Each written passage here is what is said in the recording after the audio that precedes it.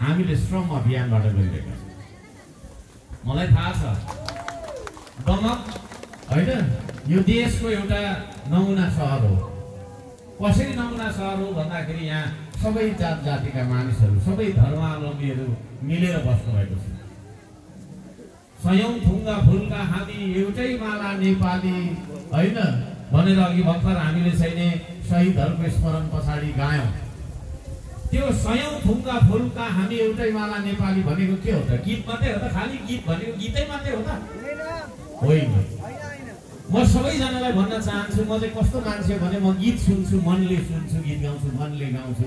भाषण गर्न जान्दिनँ, नेपालमा भाषण गर्न नजान्ने मान्छे म। जे बोल्छु मनमा जे आउँछ त्यो बोल्छु है।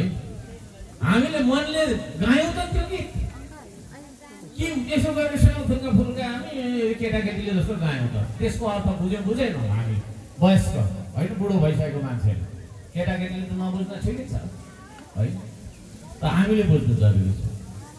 सयौं थुङ्गा फुलका हामी एउटै माला नेपाली भनेको सयौं प्रकारका फुलहरूका एउटै होइन तपाईँको चाहिँ माला नेपाली हौँ हामी। त्यसो भएको कारणले गर्दाखेरि त्यो एउटा साझापनमा हामीले विश्वास गर्छौँ। यो श्रमदानको तपाईँको चाहिँ हाम्रो एउटा विशेषता पनि हो। म सबैजनालाई चाहिँ म धेरै धेरै धन्यवाद दिन चाहन्छु। यो श्रमको बारेमा यहाँले धेरै कुराहरू मैले भन्दा धेरै यहाँ भनिदिनु भयो कि पूर्ववक्ता मित्रहरूले सबैजना।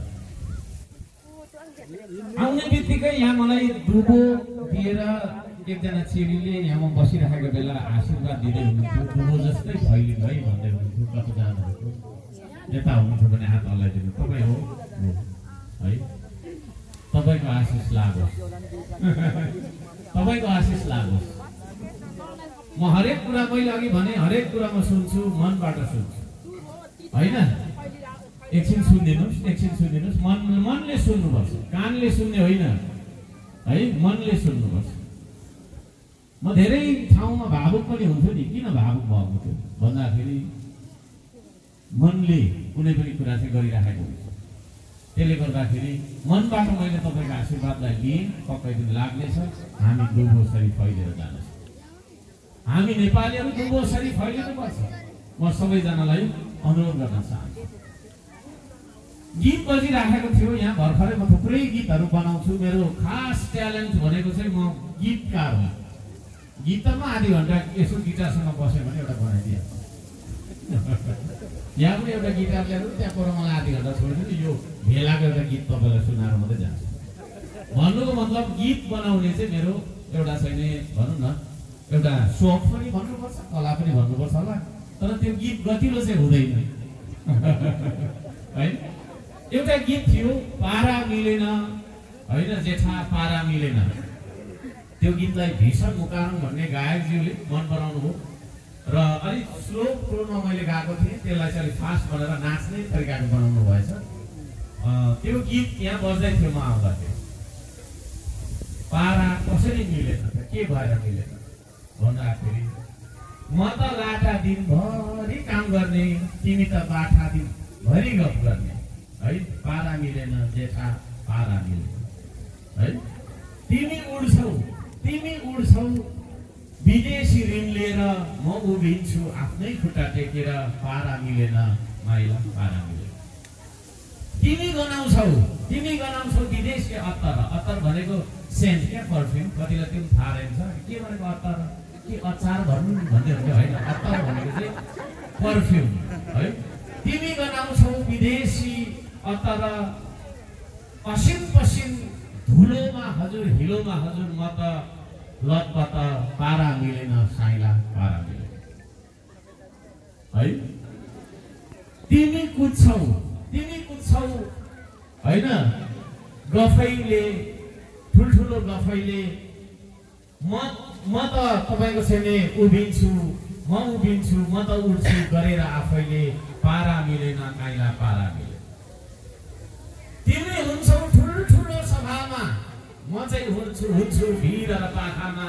पारा मिलेन कान्छा एउटै पारा मिलेन। यो गीतको शब्दहरू हो। यसले हानेको व्यङ्ग्य नेपाली समाजले बुझिसकेको छ।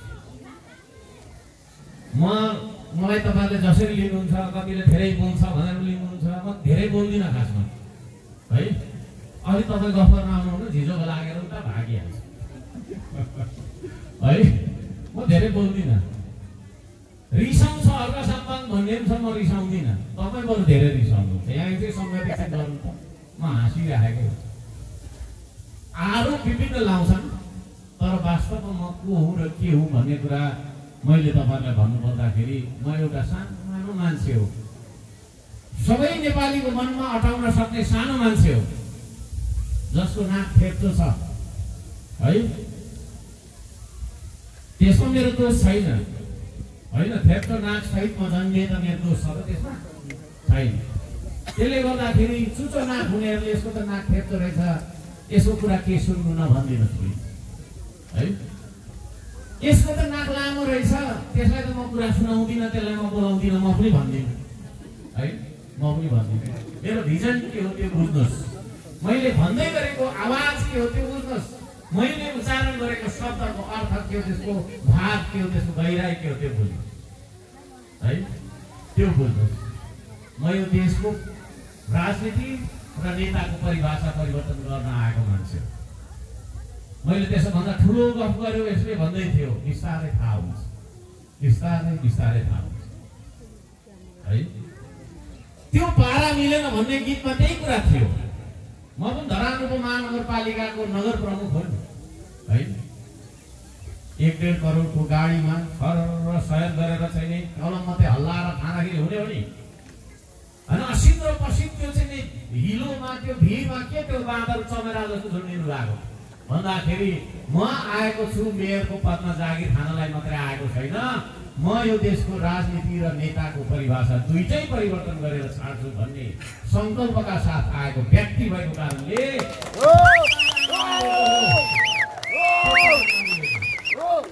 म यहाँलाई के भन्न चाहन्छु है। त्यो भएको कारणले गर्दाखेरि पारा नमिलेको यहाँहरू सबैजनाले बुझिसक्नु भएको छ। मैले धेरै भनिराख्नु पर्छ जस्तो मलाई लाग्छ। साकेला सिली नाचेर देखाउँदै हुनुहुन्थ्यो कि कलाकारजीहरूले। साकेला सिली भनेको श्रम हो। त्यो सिलीमा हेर्नुहोस्, धान रोपेको, धान काटेको, घाँस काट्नु गएको होइन, यस्तै कर्मको छैन तपाईँको अनुकरण, त्यो चाहिँ त्यहाँनिर प्रदर्शन देखिन्छ। त्यहाँ त्यो साकेला सिलीले श्रम गर शब्द बिनाले कलाले श्रम गर भनेर मलाई चाहिँ भनिरहेको जस्तो मलाई लाग्छ। त्यसो भएको कारणले गर्दाखेरि श्रममा विश्वास गर्छु म र श्रममा विश्वास गरौँ हामी। र श्रम र श्रमदान दुईटा कुराको अर्थ हामीले बुझौँ। श्रम भनेको पेटको लागि गर्ने चिज हो, श्रमदान भनेको देशको लागि गर्ने चिज है। श्रम भनेको पेटको लागि गरिन्छ, आफ्नो घर परिवारको लागि गरिन्छ, आफ्नो जीविकोपार्जनको लागि गरिन्छ भने श्रमदान भनेको देशको लागि गरिन्छ।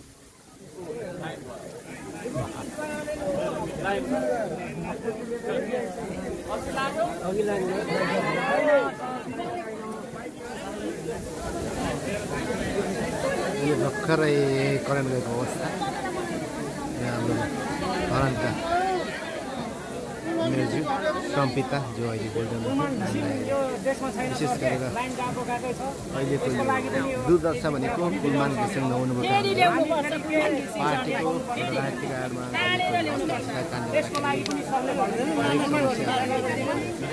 जनताले यिनै कुराहरू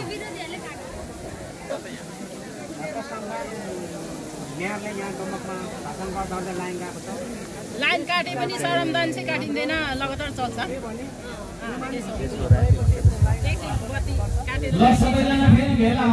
जेनेरेटरको प्रयोग भइरहेको छ अहिले पनि भर्खरै। ठिक छ, अब उहाँको फेरि पनि केही बस्नु हामी केही कुराहरू हामी उहाँबाट सुनिनेछौँ र लाग्छ त्यो कुरा राम्रो हृदयमा राखेको छौँ।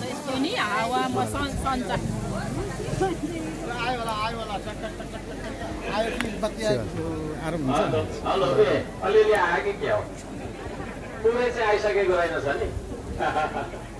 कुमार सोल्टी युट्युबर कुमारलाई मेरो युट्युब च्यानल चाहिँ छैन अहिले हो र? जसले भेट्छ त्यसलाई 5 लाख यो अचम्मको कुरा गर्नु मेरो युट्युब छैन ए मेरो भाइसँग छु युट्युब च्यानल मेरो छैन ए ल ठिक छ सुनिन्छ के छ भनिदिनुहोस् ल मेरो केही छैन म त यी दाजुभाइसँग माया मोह छ सबैजनालाई माया छ है माया ओके ल कुमार दाइ अरू फेरि गरेर हुनुहुन्छ कहाँको बोला त यहाँ अहिले हामीसँग करेन्ट गएको अवस्था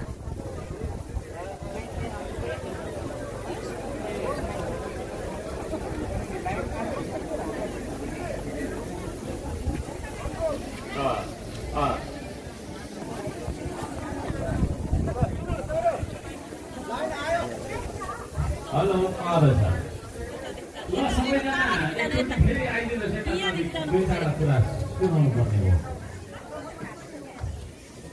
ल अब हल्ला नगरी सुनिदिनुहोस् है कि बोर लाग्यो कि बोर पनि लाग्नु सक्छ त्यसले गर्दाखेरि मैले भन्दै थिएँ हामीले श्रम गरौँ श्रमदान पनि गरौँ है तर हाम्रो नेपाली समाज चाहिँ कस्तो भइदियो भन्दाखेरि श्रम गर्ने मान्छे सानो होइन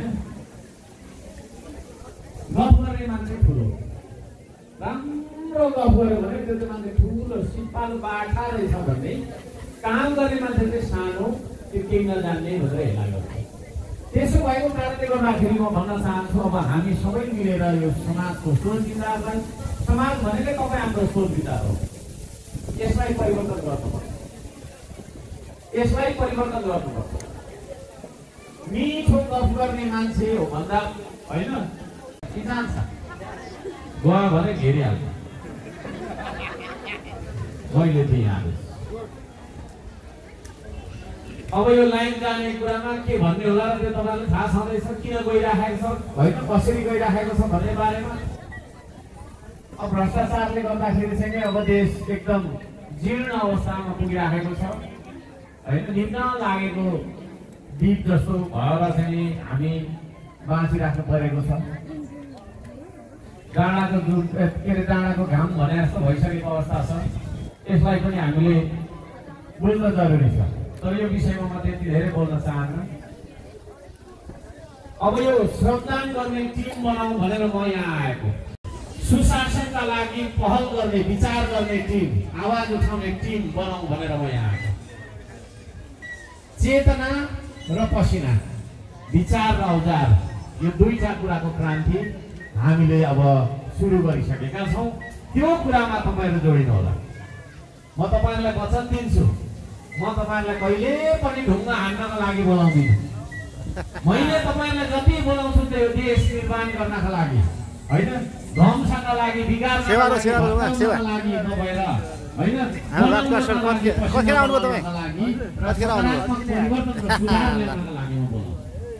तपाईँहरू आउनुहुन्छ यो अभियानमा सँगसँगै आउनुहुन्न कतिलाई त लागेको होला म त पार्टीको यो लेभलको मान्छे मलाई ठुलो नेता भनिरह होला छोडिदिनु होइन मैले जे भनिराखेको छु मैले भनेको मार्गमा यो देश तुरुन्तको तुरुन्त हिँडेन भने पछि थाहा हुन्छ है 27 खर्ब लेख्न पनि आउँदैन होला कतिजनालाई 27 खर्ब है 27 खर्ब विदेशी ऋण लिएर हिँडिरहेको मुलुक कर्मचारीलाई तलब दिन नसकेर विदेशी ऋण लिएर कर्मचारीलाई तलब खुवाउँदै बाँचिरहेको यो मुलुक यस्तो देशमा तपाईँ हामीले आफ्नो पाखुराको दममा विकास गर्नुपर्छ श्रमदान गरेर विकास गर्नुपर्छ विदेशी ऋण लिनु हुँदैन भन्ने एउटा अभियान हो हाम्रो श्रमदानको अभियान यो अभियानमा तपाईँहरू जोडिँदै हो कि होइन नत्र ऋण लिएर भात खाऊ ऋण लिएर तपाईँको सेनेगरी होइन गहना लगाऊ ऋण लिएर लुगा लगाऊ ऋण लिएर चाडबाड मनाऊ तर त्यसरी दिन हाम्रो चाहिँ जीवन हाम्रो बित्दैन म सम्पूर्ण आदरणीय दाजुभाइ दिदीबहिनीलाई भन्न चाहन्छु हामीले यो श्रम अभियानमा अब म यो त त्यो नभनिकन एकताबद्ध भएर अगाडि बढ्नुपर्छ म त्यो भन्न चाहन्छु र श्रमदानको अभियान र तपाईँको चाहिँ मैले भने चेतनाको अभियान चेतना र पसिना औजार र विचार यो दुईटै कुराको अभियान हामीले सञ्चालन गर्नुपर्छ। अघि भर्खरै यहाँनिर चाहिँ स्वतन्त्र युवा समाजका चाहिँ एकजना सरले आएर बोल्दै हुनुहुन्थ्यो, बडो खुसी लाग्यो। उहाँ मेरो चिन्तामणको हुनुहुन्छ कि दमकको हुनुहुन्छ एकछिन म जाने बेलामा परिचय गर्नेछु उहाँसँग। त्यस्ता युवाहरू है, त्यस्ता युवाहरू अब चाहिँ यो त्यो नभनिकन विभाजनका पर्खालहरू टेकेर माथि उठेर अब हामीले एक भएर यो देशको चाहिँ रक्षाका लागि, यो देशको उन्नति प्रगतिका लागि, यो देशको उत्पादन र निर्माणका लागि अब हामी एक बन्नुपर्छ भन्ने आह्वान म गर्न चाहन्छु। म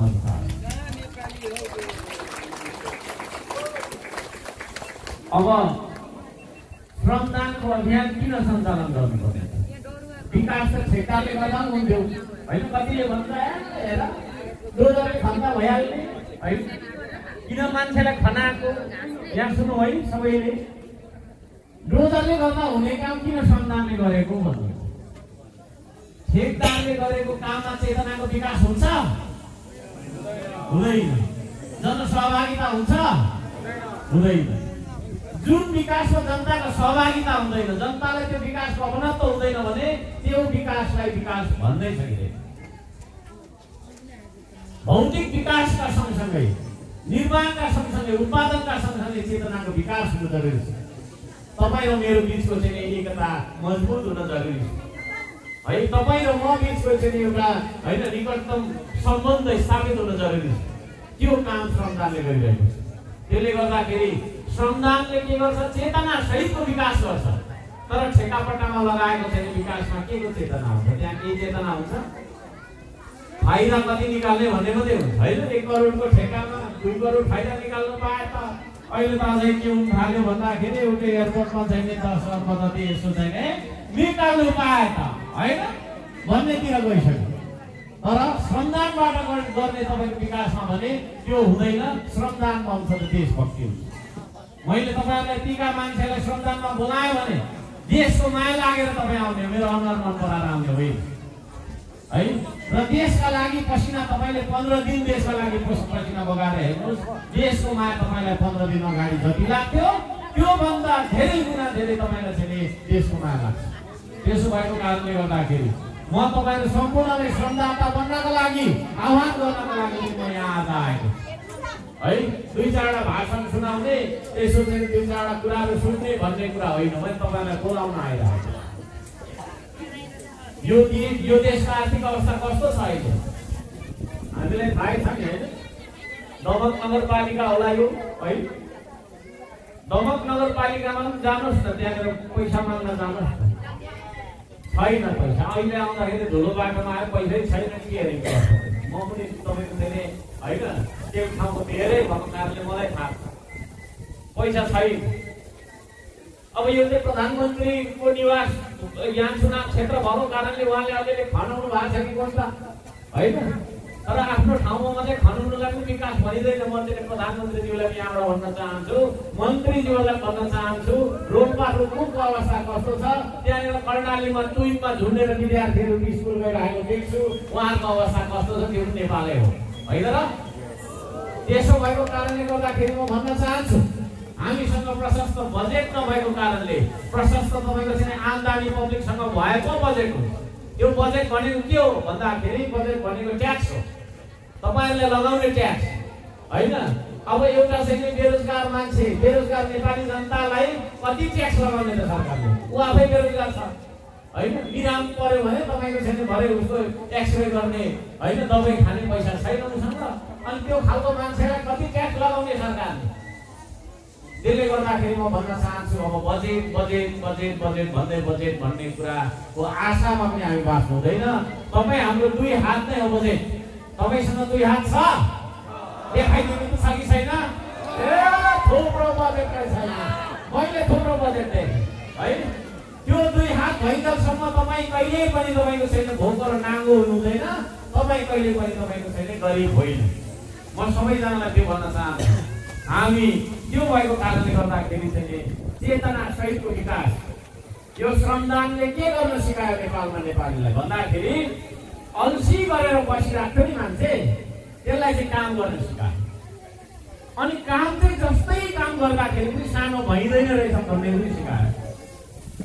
है ढुङ्गा बोक्दाखेरि केही नहुने रहेछ होइन के अरे माटो खद्दा पनि केही नहुने रहेछ भन्ने कुरा सिकायो। त्यसले गर्दाखेरि म सबैलाई भन्न चाहन्छु जसरी साकेला सिलीले हामीलाई काम गर्न सिकाइरहेको छ मैले अघि भने त्यसरी नै तर साकेला सिलीले चाहिँ भाषण गरेर गीत गाएर शब्दले बोलेर सिकाउँदैन उसले देखेर सिकाउँछ। त्यसरी नै तपाईँको चाहिँ हाम्रो श्रम अभियानले पनि हामीलाई काम सिकाइरहेको छ। हामीले चाहिँ यस्ता नानीहरूलाई बालबालिकाहरूलाई हामीले श्रमको शिक्षा दिनुपर्छ। अब किताब पनि पढ, विद्वान पनि बन, इन्जिनियर पनि बन, डाक्टर पनि बन, पाइलट पनि बन, के बन्छौ बन, तर श्रमदान पनि गर। माटोदेखि नभाग। माटो भनेको मैला होइन होइन यो देशको माटो हो, यो देश भनेको तिम्रो हो भनेर हामीले सिकाउनु जरुरी छ। म त्यो पनि भन्न चाहन्छु सबैजनाले हामीले त्यो खालको होइन भूमिकामा रहौँ भन्न चाहन्छु। बोर लाग्यो होला, बोर लाग्यो, घामले पोल्यो, म पनि त्यहाँ भाषण गर्नु कि जस्तो लागिरहेको छ है। किनभने साउदीमा मेरो दाजुभाइ चाहिँ यसको 10 गुणा गर्मीमा चाहिँ काम गरिराख्नु भएको छ कि अनि म पनि त्यसरी रापिनु पर्यो भनेर बगरमा कुदिन्छु ढुङ्गा बोकेर है। तपाईँहरूलाई पनि पोल्यो लाग्छ कामले है। जति पोल्छ पोलोस्, रातो भएर जानु खरिलो खरिलो भएर जानु घर। म त्यो भन्न चाहन्छु आज यतिखेर व्यवस्था परिवर्तन गरेर अब फेरि चाहिँ अर्कोतिर जानुपर्छ भनेर पनि आन्दोलन भइरहेको छ। म चाहिँ व्यवस्था भन्दा पनि हाम्रो अवस्था परिवर्तन गरौँ कि भन्ने आह्वान गर्न चाहन्छु। तपाईँहरूलाई कस्तो लाग्छ? आन्दोलन भइरहेको छ यतिखेर। कतिजनाको टाउको फुटिसक्यो है, मेरै टाउको फुटे जस्तो लाग्छ, अरूको टाउको फुट्छ मलाई दुख्छ है। धुरु धुरु रुन्छु घरिघरि बोल्दै गर्दा ए छोरा मान्छे भएर किन रोएको भन्छ। म भन्ने गर्छु म रोएको कहाँ हो र? आँसु त यो देशको थियो, आँखा मात्रै मेरो मेरो आँखा साबर्डी देश रोएको है। अब फेरि देश रुने दिन आउँदैछ है। अब यतिखेर कतिजनाको टाउको फुटिसक्यो है, हेरेको छुइनँ, फुट्दैन होला पक्कै पनि है। कति राउन्ड चाहिँ अश्रु ग्यास फाल्यो होला, कहाँ के हो त भयो नि त। एउटा नेपालीले अर्को नेपालीले कहिलेसम्म घोक्राउने, एउटा नेपालीले अर्को नेपालीलाई कहिलेसम्म चाहिँ तपाईँको फुट्नेर काट्ने, कहिलेसम्म मार्ने? यो मारामारको सिलसिला कहिले गएर टुङ्गिन्छ त यो देशमा? म तपाईँहरूलाई उत्तर दिन चाहन्छु, यो प्रश्नको चाहिँ उत्तर दिन चाहन्छु। जबसम्म हामी सबै मिलेर पसिना बगाउँछौँ, यताको मिडिया चाहिँ अलि तल झर्दिउँ ल, यता देखेन, तबसम्म रगत बगिनै रहन्छ। त्यसले गर्दाखेरि यहाँ माथि एउटा नारा छ, एउटा गीत हो, त्यो गीतको एउटा शब्द छ, रगत होइन पसिनाले भिजाऊ यो देश, श्रम रूपी लहलह